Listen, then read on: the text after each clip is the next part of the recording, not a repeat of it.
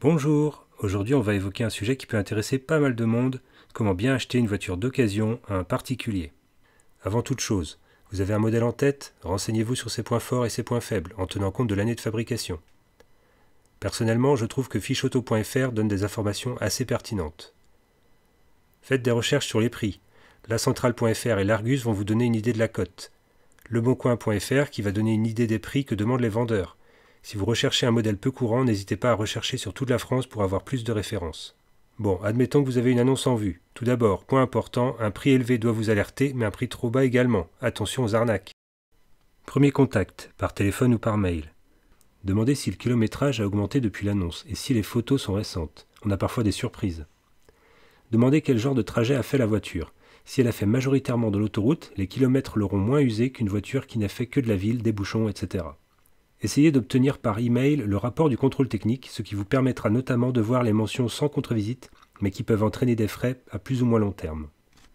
Demandez si la carte grise est bien au nom du vendeur. Si ce n'est pas le cas, ce n'est pas normal. Le vendeur peut alors vous dire « J'ai les papiers de la vente précédente. Ils n'ont pas été envoyés en préfecture. » En fait, il n'en sait rien, puisque le vendeur avait un exemplaire et a pu le faire sans qu'il le sache. De toute façon, ce qu'il compte faire avec vous est un faux en écriture. C'est un délit, donc fuyez. « Oui, mais j'ai perdu la carte grise. » Dites-lui qu'il peut demander en préfecture d'en refaire une. S'il refuse, il cache peut-être quelque chose. Dès lors, fuyez. Non, elle est au nom de quelqu'un de ma famille, mais je vais signer à sa place. Grosse méfiance, car vous pouvez vous retrouver au milieu d'un problème d'héritage. Fuyez. J'ai les papiers de la vente précédente, il faudra juste payer la carte grise qui manque. Il est possible que cela fonctionne, mais cela reste risqué, car si vous ne parvenez pas à faire la carte grise précédente, vous ne pourrez jamais mettre le véhicule à votre nom, donc méfiance. À noter que contrairement à une croyance tenace, la carte grise n'est pas un titre de propriété, mais simplement un titre de circulation. Même si c'est écrit Tintin est le propriétaire du véhicule, ceci est une mention simplement informative. Pour une voiture neuve, c'est le papier que vous a remis la concession qui est la preuve de propriété. Si c'est une occasion, c'est le papier CERFA de cession. Demandez s'il y a un contrôle technique de moins de 6 mois. Sinon, de quand est le dernier et que disait-il? À noter qu'en théorie, la loi dit qu'il est impossible de vendre un véhicule qui n'a pas de contrôle technique de moins de 6 mois. Dans les faits, cela se pratique tous les jours.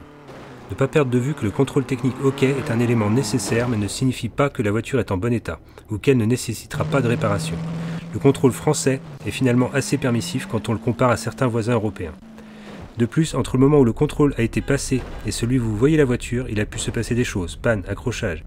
Demandez si le véhicule a déjà été accidenté. Très important, le vendeur n'a pas le droit de mentir sur ce sujet. Demandez où est visible la voiture. N'achetez pas un véhicule que vous, ou à défaut une personne de confiance, ne pouvez pas aller voir. Il existe énormément d'arnaques autour de véhicules pas visibles tout de suite, de mandacage, de virements pour réserver, fuyez. Bien souvent, le véhicule n'existe pas. Essayez de savoir s'il y a eu des frais effectués sur le véhicule, de préférence avec facture de professionnel, car sinon, on ne sait pas par qui cela a été fait et dans quelles conditions. Essayez de savoir s'il y a des frais à prévoir, si le certificat de non-gage a été demandé en préfecture. Il existe des gens qui essaient de vendre des véhicules qui sont gagés, donc qui ne leur appartiennent plus. Fuyez en cas de doute. À noter que si le vendeur ne sait pas le faire, il peut être de bonne foi. Vous pouvez le faire vous-même sur Internet avec l'immatriculation et le nom du titulaire de la carte grise. Essayez de savoir qui conduit la voiture. Essayez de savoir depuis combien de temps le vendeur possède la voiture. Si la réponse est moins de 3 mois, il vaut mieux se méfier. Dans la mesure du possible, essayez de prendre rendez-vous à un moment où il fait jour et il ne pleut pas, car le mieux sera de voir la voiture dehors à la lumière du jour. Ça a l'air bête, mais l'obscurité et la pluie masquent grandement les défauts de carrosserie. Choisir un moment où ni vous ni le vendeur ne seraient pressés par le temps afin de ne pas bâcler les vérifications. Bien noter et vérifier l'adresse du vendeur avec un GPS ou un outil sur Internet afin d'être sûr que vous saurez y être en temps et en heure pour le rendez-vous. La visite. Ce qu'il faut éviter. Débarquer à 4 personnes alors que le vendeur n'attendait que vous. Ça peut le déstabiliser et donc compliquer la négociation si celle-ci doit avoir lieu. Le mieux, amenez une personne qui connaît le domaine, ou bien à défaut, quelqu'un qui pourra vous aider à vérifier tous les points que l'on va traiter ici.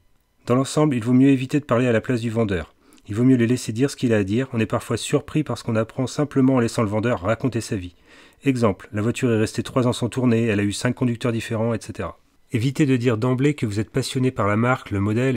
Ne vous extasiez pas outre mesure sur l'état de la voiture, ne montrez pas un énorme intérêt pour la voiture que vous avez sous les yeux, car ensuite, si vous décidez de l'acheter, vous aurez bien plus de mal à négocier le prix si vous jugez qu'il est trop élevé. Ne pas faire l'essai sur route immédiatement, surtout si vous sentez au niveau du capot que le moteur est encore chaud. Il se peut que le vendeur sache que sa voiture a des problèmes à froid. Prendre le temps de regarder l'état de la voiture, les papiers, en attendant que ça refroidisse. Vérifiez que le kilométrage correspond à l'âge du véhicule. Regardez l'usure des sièges, du caoutchouc des pédales, le levier de vitesse, le volant.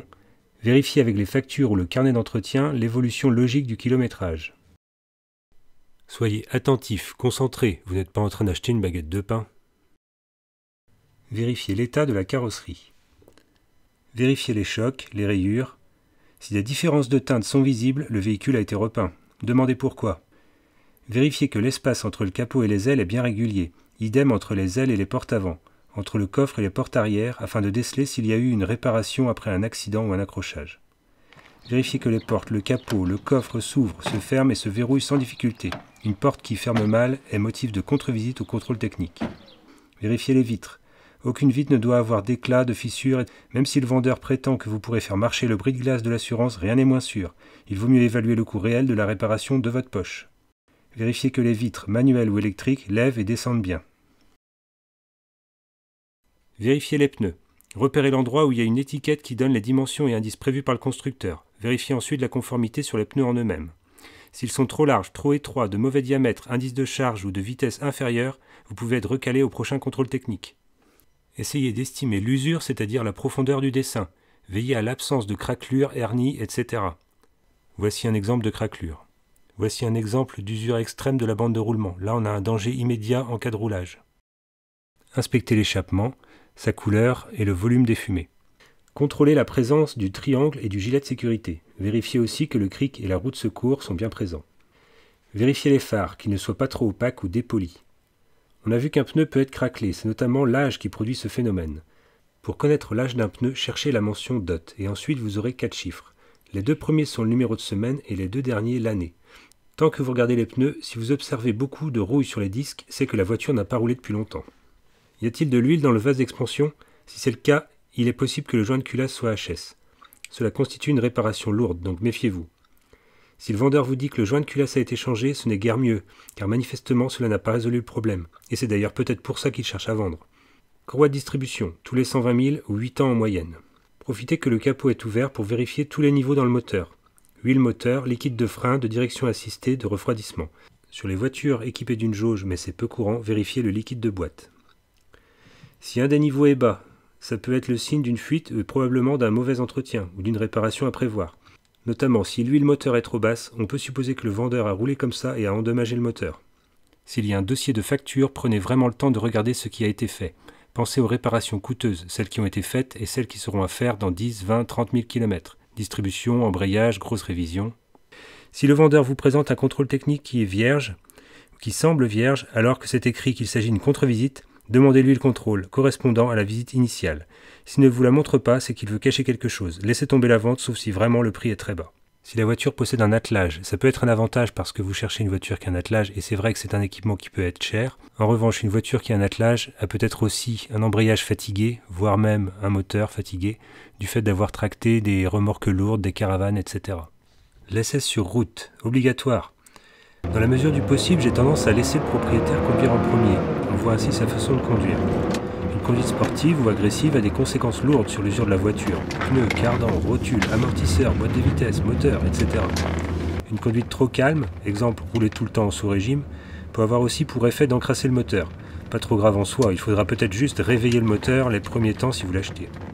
Est-ce qu'il a tendance à faire ronfler le moteur à froid? Si c'est le cas, c'est très mauvais, il a dû bien user le moteur. Est-ce qu'il a tendance à garder le pied sur l'embrayage au feu rouge? Si oui, il se peut que l'embrayage et ou la butée d'embrayage soient prématurément usées. Si d'une manière générale vous trouvez que le conducteur est peu attentif, a des difficultés, etc., vérifiez bien l'état de la carrosserie. Il y a peut-être de nombreux POC qui ont été réparés, des éléments de carrosserie qui ont été remplacés.